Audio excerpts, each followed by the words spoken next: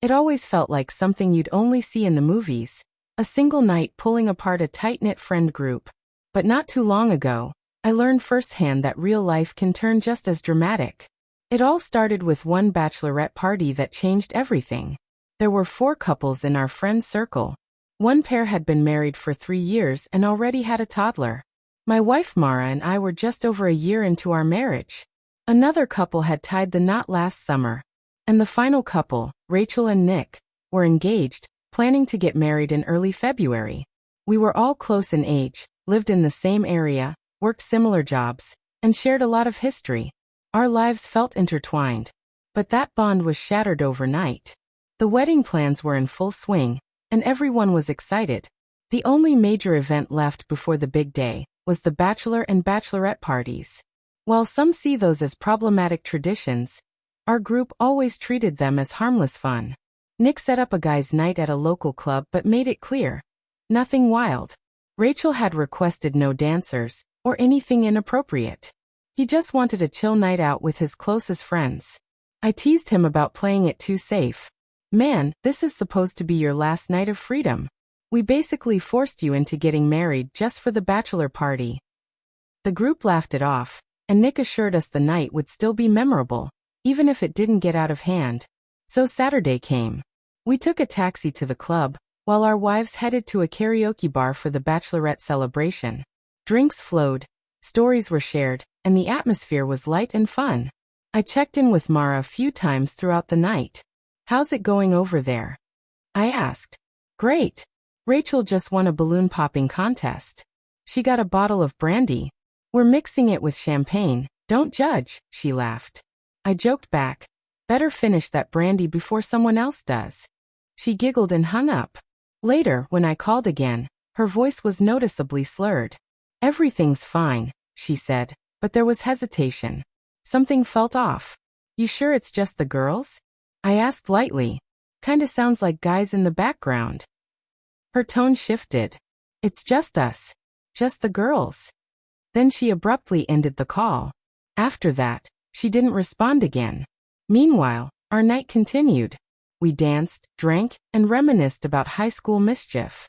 Around 3 a.m., we finally called it a night. I got home to an empty apartment. Mara wasn't back, and her phone was still off.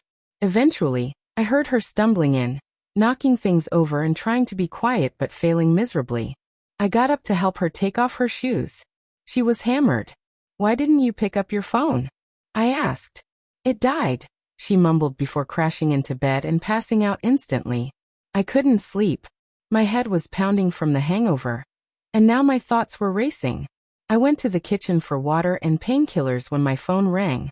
So loud it felt like a knife to my brain. It was Nick, and he sounded panicked. "Is Mara home yet?" he asked. "Yeah, she's here. Barely standing though." "Can she talk?" "Not a chance. She's out cold." I heard yelling in the background, Rachel's voice, then the sound of something breaking. "You don't even know what they did," Nick said, his voice rising. "And these are the same women who banned us from hiring dancers. Unbelievable. I can't let this slide. Check your messages." He hung up before I could ask anything else. I opened my phone and froze. The photos were crystal clear. Mara and the rest of the girls weren't just hanging out with male dancers. They were all over them. And it wasn't just suggestive. It was way over the line. My heart dropped. The blood rushed in my ears. I couldn't breathe. Nick called again. "You see this?" he asked, furious. "Yeah," I muttered, unable to say anything else. "There's video too. You want it?" "No, man. The photos are enough." I left the apartment. I didn't know where I was going. I just needed air. I walked aimlessly for what felt like hours. By the time I returned, the sun was starting to rise. I walked into the bedroom, woke Mara up, and told her to pack her things. She tried denying it at first. Said the other women were lying. Tried to deflect. But once I showed her the pictures, she went completely silent. There was nothing left to say.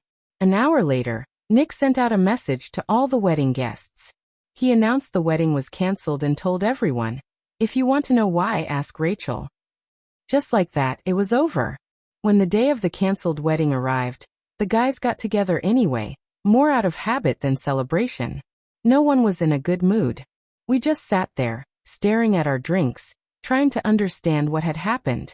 How could people cross such obvious boundaries? Was it the alcohol?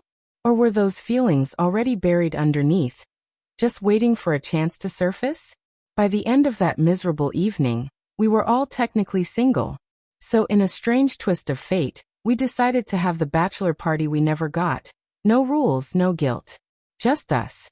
That one night, the bachelorette party, had crushed 3 relationships in a single blow.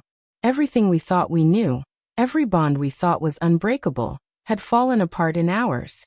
And no matter how much time passed, we knew things would never go back to the way they were.